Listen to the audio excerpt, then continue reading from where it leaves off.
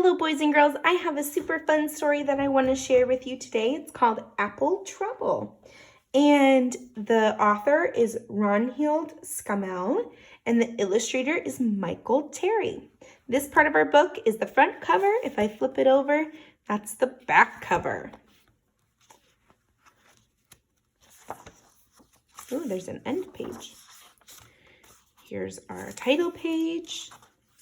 Here we go.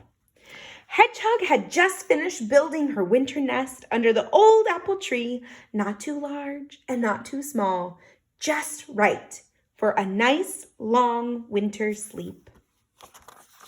Suddenly, a juicy red apple landed on her back. Ouch! Squeaked Hedgehog. Plop! She curled into a spiny ball, hoping it would fall off, but when she uncurled, the juicy red apple was still there. Hedgehog tried to squeeze herself and the apple into the beautiful new nest, but could she get in? No, she could not. Not with the apple on her back. The nest was too small. Oh dear. Squirrel, scurrying past with an armful of brown nuts, stopped to help. Stand still. I'll push the apple off. And he pushed. And he struggled, and he heaved, and he tugged. But the juicy red apple stayed where it was. Worse still, 3 of Squirrel's brown nuts got caught in Hedgehog's spines. So now she had a juicy red apple and 3 brown nuts on her back. Uh-oh, now she has an apple and 3 nuts. Oh dear, wailed Hedgehog. Winter is coming and I can't get into my nest. What will I do? Try rolling on your back, snorted Pig. Trotting up, that'll get rid of it all. Oh no. So Hedgehog threw herself on the ground and her little legs paddled in the air as she twisted and wiggled and rolled. Do you think it was going to get it off of her back? Has it all gone? She asked hopefully, scrambling to her feet. Pig shook his head. No, the juicy red apple and the 3 brown nuts were still there. So were a small green pear and a crumpled brown leaf. Oh dear, sighed Hedgehog, rolling her eyes.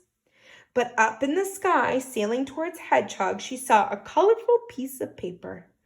Oh no, she cried.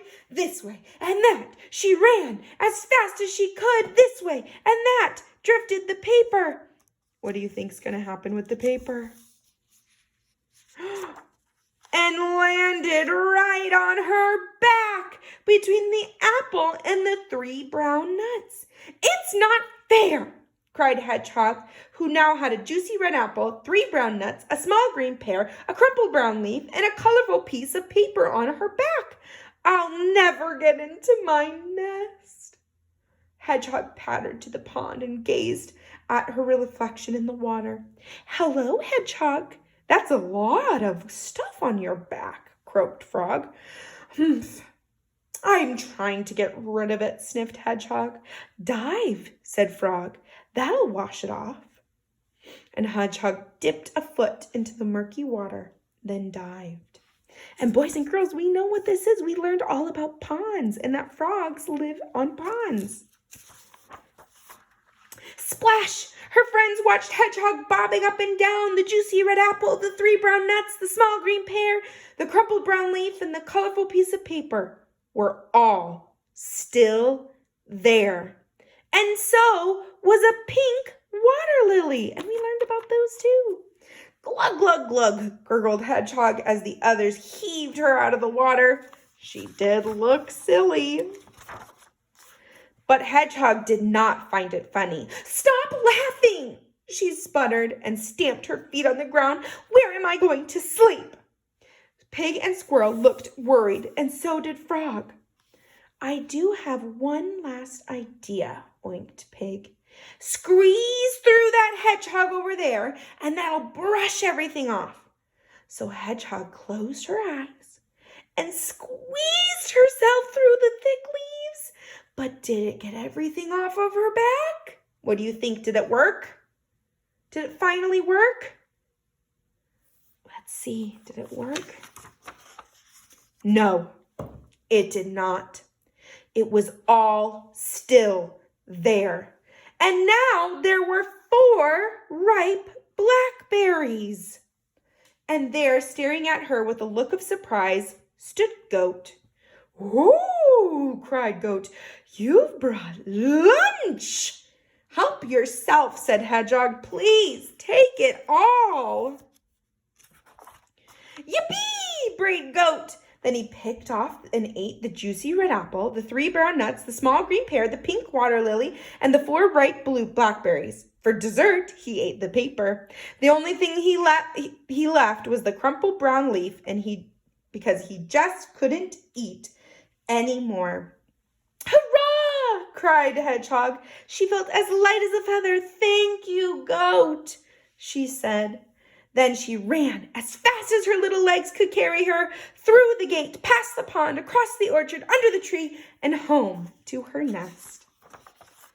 Hedgehog squeezed into her little nest. It fit her perfectly, and it was the best nest ever. Outside, a cold wind blew another apple off the tree, but it didn't fall on Hedgehog. She was safe in her nest and fast asleep. And that's the end of our story, boys and girls. All right, I want you to go ahead and go to Seesaw. And this is just for fun. I want to see if you guys were able to remember what happens in the story. And it's a sequencing, so you're going to add response. And then you're going to move the pictures in order. So what was the first thing that fell on top of Hedgehog's back?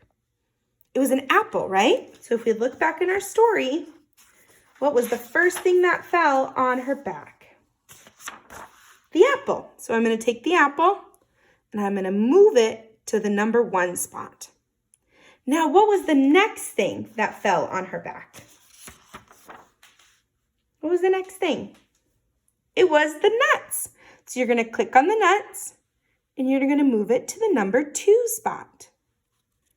Now what happened? Now what fell onto her back? And she saw Pig. Then Pig said to roll in the grass. And then she got up and what was on her back? The pear. So we're going to click on the pear and we're going to move it to spot number 3. Then what fell on her back? Ooh. Oh, and what else fell on her back when she rolled in the grass? The leaf.